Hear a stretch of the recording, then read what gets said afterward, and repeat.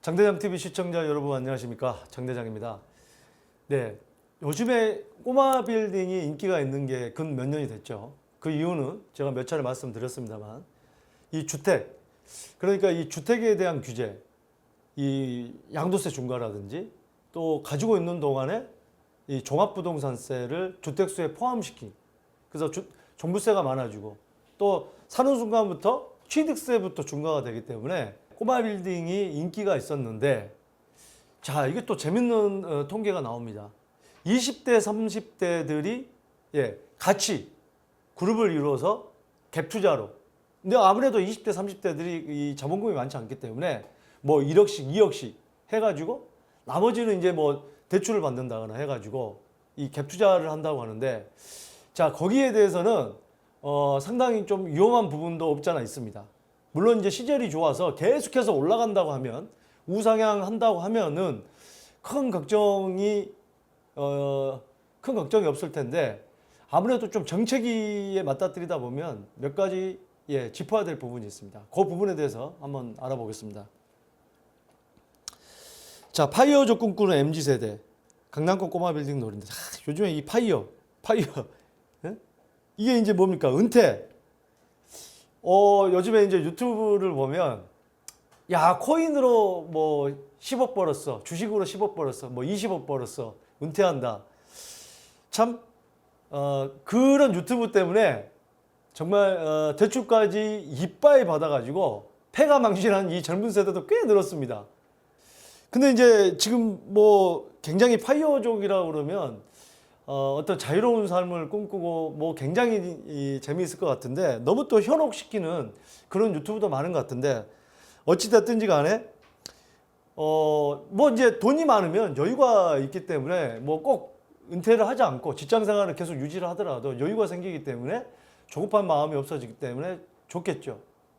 자, 그런데 어찌됐든지 간에 지금 보면은요, 자, 이 꼬마 빌딩, 서울의 꼬마 빌딩 실거래 추이가 이 파란색이 거래 건수입니다. 거래 건수로 보면 2016년에 3,900건으로 굉장히 많아졌다가 이게 이제 점점 2018년 이후에 다시 또 많아지는 이유가 바로 다주택자에 대한 중과 또 종부세에 대한 중과, 이런 부분이 나와서 다시 많아지는 거고, 거래 금액으로 볼 때는 이 지금 최근에 2021년이 압도적으로 많습니다. 2020년도 그렇고요. 이게 이제 주택에 대한 규제가 점점 강해지고 여러 가지 시중에 나도는 돈은 많아지고 그러다 보니까 이 돈들이 건물 시장으로 몰려든 거라고 통계에 보면은 통계를 확인할 수가 있겠습니다. 자, 이 연령대별 거래량을 보더라도 20대가 파란색이고 이 30대를 보면은 지금 2021년을 보더라도 작년에 이 4분기를 보더라도 이 파란색과 이 30대를 더하면 이 건물 시장에서는 굉장히 높은 수치거든요. 3분기에도 봐도 파란색과 20대와 30대, 20대, 30대. 자, 건물 시장에 어떻게 20대가 들어오고 30대가 들어오겠습니까? 근데 이 정도면은 굉장히 높은 어떤 수치라고 지금 볼 수가 있을 것 같습니다. 자, 그러면 이런 형태들은 어떻게 같이 돈을 모아서 투자를 하느냐? 일단은 법인을 만듭니다. 법인 사업자는 그렇게 어렵지가 않습니다. 법인 사업자 만드는 거는. 그 뭐 투자금이 예를 들어서 지금 보면은 그 뭐 20억짜리다. 20억짜리 건물이다. 이게 20억짜리 건물이다 그러면 이 서울 시내 안에서도 조금 변두리라고 볼 수가 있는데, 자, 여기에 보통 우리가 이제 은행에 대출을 받으려면 감정평가를 받죠. 그러면 감정평가를 받으면 감정가가 20억이면 요즘에 호가가 20억이다 그러면 호가를 좀 높게 부르는 양상이 있기 때문에 보통 감정평가가 15억에서 16억이 나온다고 볼 수 있어요. 꼭 그렇지는 않지만 매물마다 다르지만, 그럼 여기에 대한 80%가 법인사업자 대출이 된다고 한다면 15억이다 그러면 12억이 대출이 되거든요. 자, 그러면은 나머지 이제 8억 중에 임대보증금 좀 들어가고 그러면 자기 자본금은 한 5억에서 6억이다. 그러면 3명이다. 그러면 2억씩 3명이 투자를 하는 거거든요. 그러면 이 법인사업자에서 지분을, 처음에 지분을 3명이다 그러면 3분의 1씩, 예, 가져가는 거겠죠. 이 주주가 되는 거죠. 3분의 1씩. 그리고 나서 법인을 만들어서 이렇게 투자를 하는 거란 말이에요. 같이.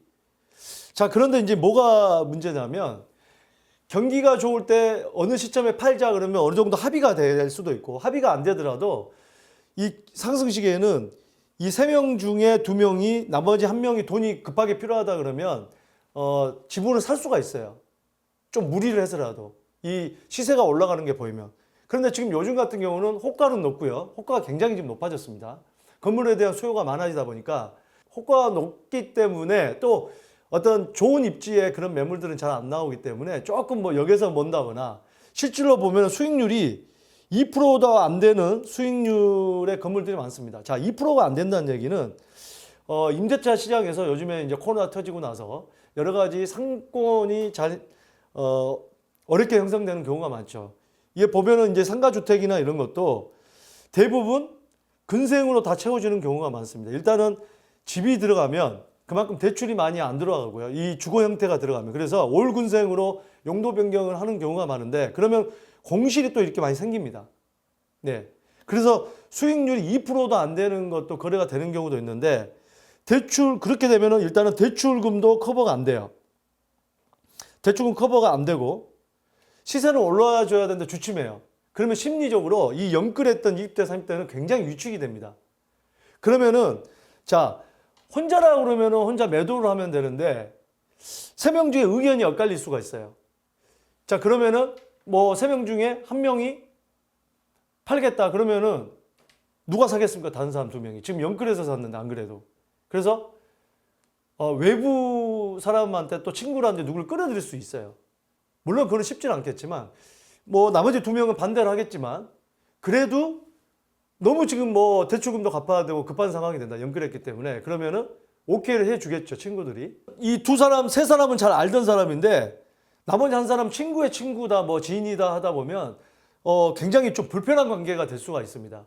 그래서 이런 부분이 약간 심리적으로 많이 위축이 될 수 있기 때문에 자, 지금 같은 경기 때는 이 MZ세대들이 친구들끼리 해서 뭐 아주 그 종잣돈 모으기도 힘들겠지만 정말로 그 열심히 일해가지고 2억이든 뭐 3억이든 모아가지고 투자를 한다 그러면 상당히 신중해야 될 필요가 있는 게 바로 이런 경우에 엑시트 하기가 힘들다는 거예요. 요즘 같은 경기에. 지금 계속해서 건물 시장이 한도 끝도 없이 그렇게 올라갈 수는 없거든요. 이 지금 최근에 이 강남권만 보더라도 뭐 2년 반, 3년 사이에 2배 이상 오르는 이 매물들도 많은데 자, 이 변두리권도 마찬가지입니다. 그리고 여러 가지 시장이 조금 경기가 막 화랑기가 아니다고 생각한다면 황금성이 더 떨어지는 지역은 더 떨어질 수밖에 없어요. 그렇기 때문에 대출을 받아서 무리하게 연끌해가지고 건물 사시는 분들 대출 이자도 지금 수익률이 커버가 안 되기 때문에 당장 또 밀려서 만에 하나 이 지문자 중에 경매로 만약에 나왔다 그러면은 전혀 이제 모르는 사람이 또 들어올 수 있기 때문에 나중에 이런 경우는요 굉장히 복잡한 경우가 될 수가 있습니다. 그러니까 건물을 갖다가 3명이 여러 가지 의견을 모아서 뭐 3층에는 뭘 하자, 2층에는 뭘 하자, 어떤 뭐 어떤 임차인을 들이자 이런 의견이 계속해서 충돌을 하다 보면은 굉장한 스트레스를 받을 수가 있고 그러다 보면은 아 이건 머리 아프다 빨리 그냥 빠져나가야겠다 그러다 보면 나중에 투자금도 회수를 못할 수 있는 그런 상황이 벌어질 수가 있습니다. 그래서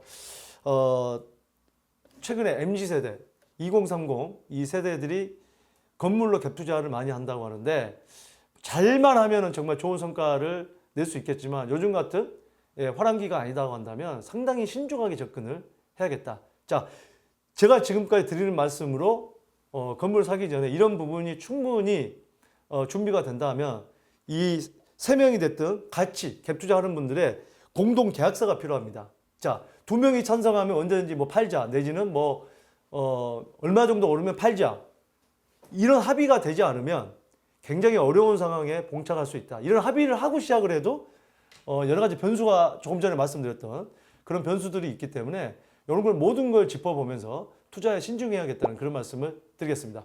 자, 오늘 이 영상이 여러분들 부동산 매매하시는데 도움이 되셨길 바라겠습니다. 감사합니다.